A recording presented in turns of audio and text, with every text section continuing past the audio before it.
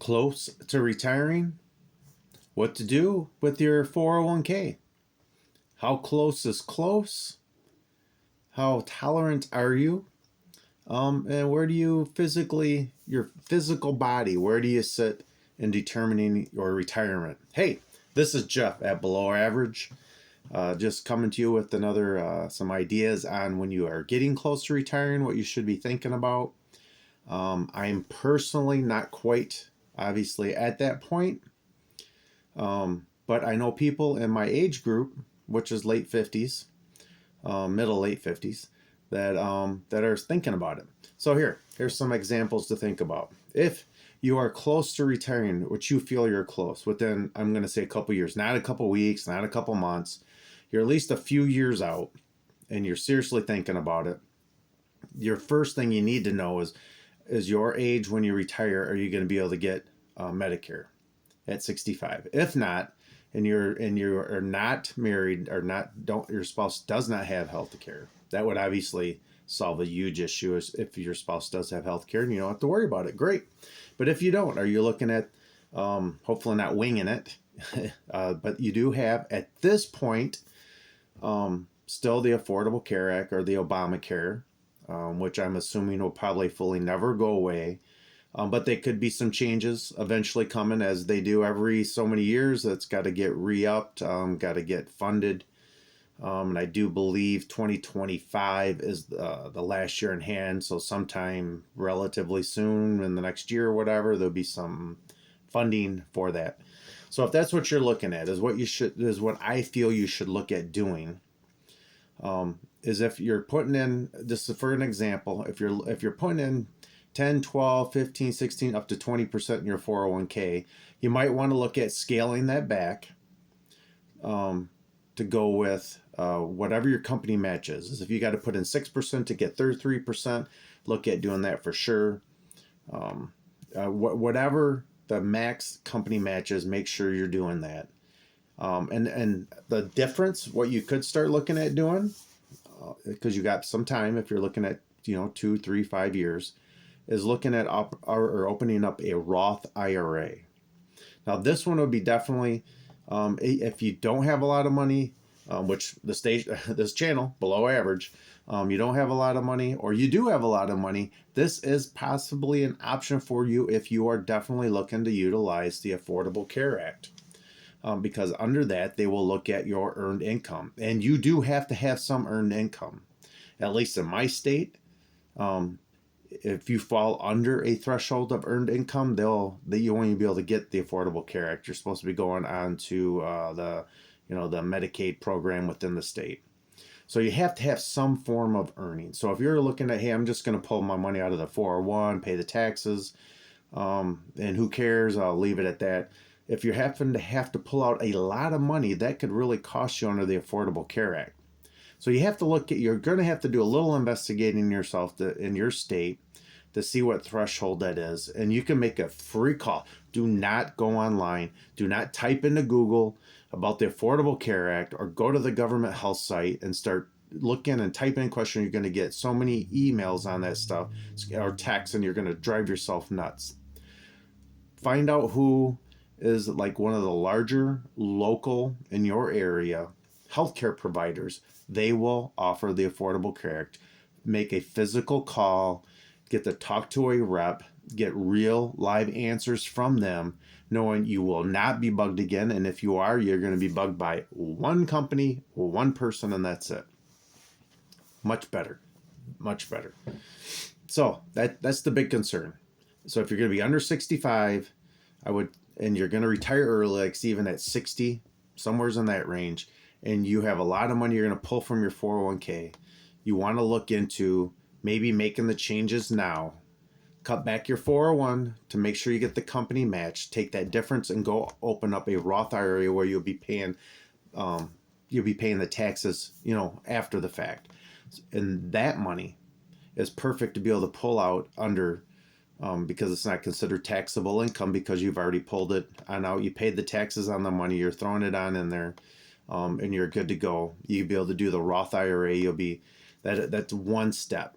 That would be one step to help ensure that if you You know, for instance, let's say you can't pull, if you make more than 30, 35 grand a year, which is very possible, you're going to be paying a lot more money under the Affordable Care Act. And you think you need 40 grand or 50 grand a year just to live, and you're going to pull that out of your 401.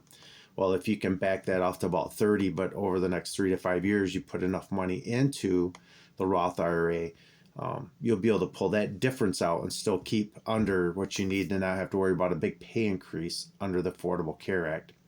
It's not straightforward, on this. So these are some examples.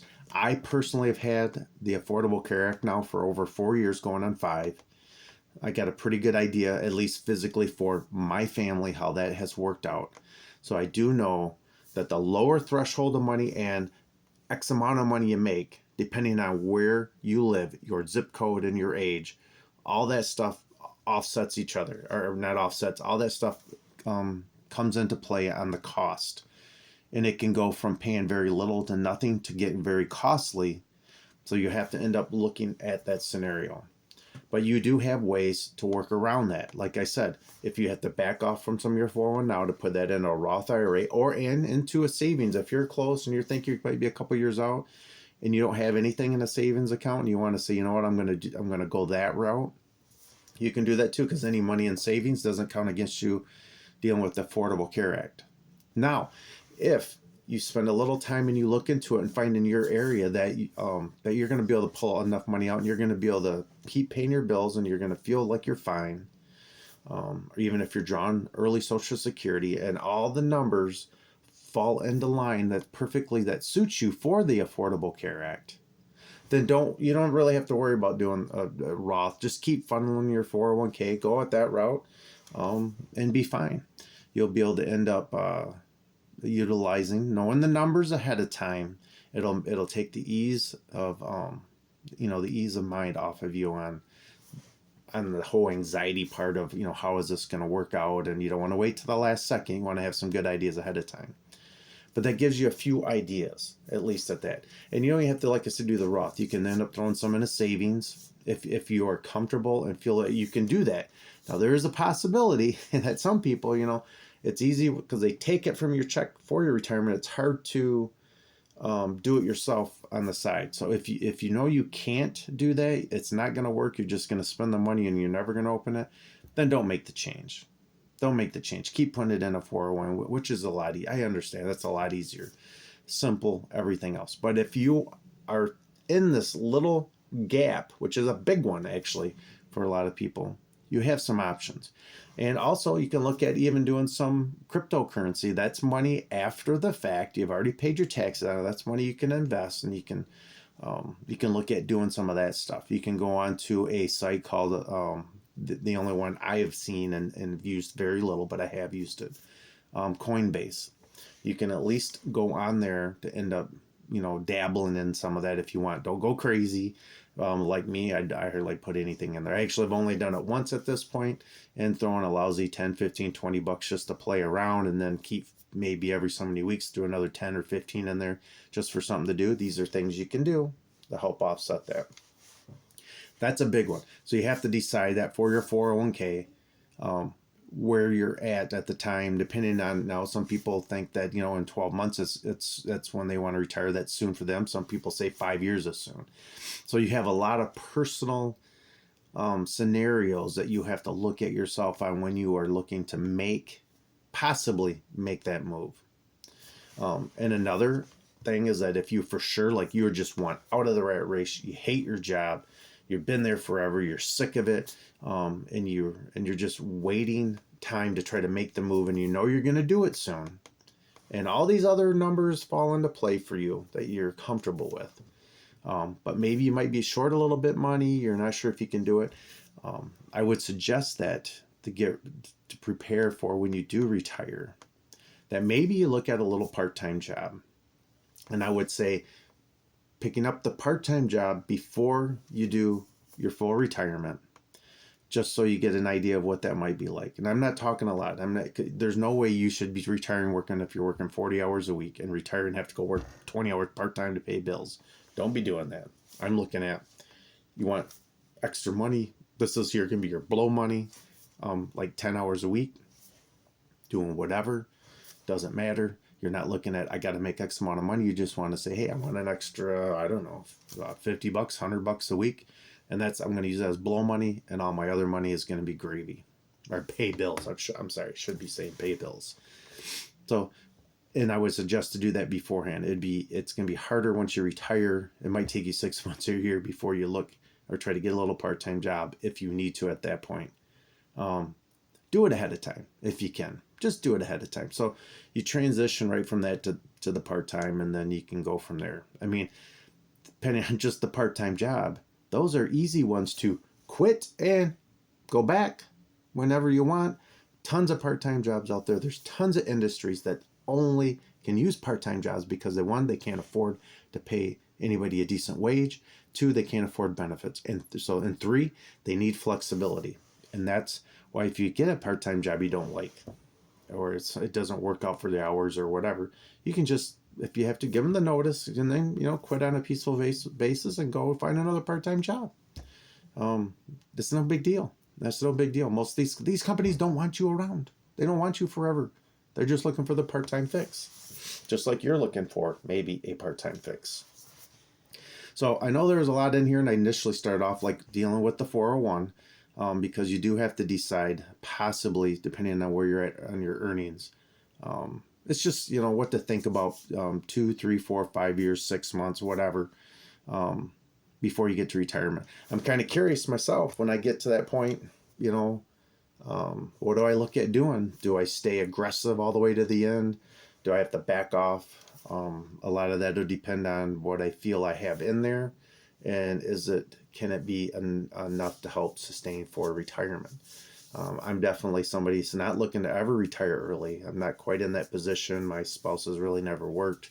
I had probably average or below average jobs most of my life. So I'm not being the one that's looking to do that. I just don't see where, in a few years, or I'm 56 now, I don't see in 3, 4, 5 years anything like that happening. I'm definitely looking at a lot longer than that. As long as I'm physically capable of doing stuff, then that's what I'm going to do. But what are you going to do? What are you thinking? Anybody who's in this group, in this range, leave some comments down below. I'd like to have more thoughts. I've talked to a handful of people that have been close to retirement, retired afterwards, all this kind of stuff. And I've seen all kinds of scenarios based on all kinds of things, not just money, just based on wanting to do something, based on not wanting to do anything, wanting to do a little bit part-time. I've seen some people go back full-time for years and then cut back and then quit and then went back to full-time again. I have a family member who retired years ago, kind of not young, but at a kind of younger, I'd say 60.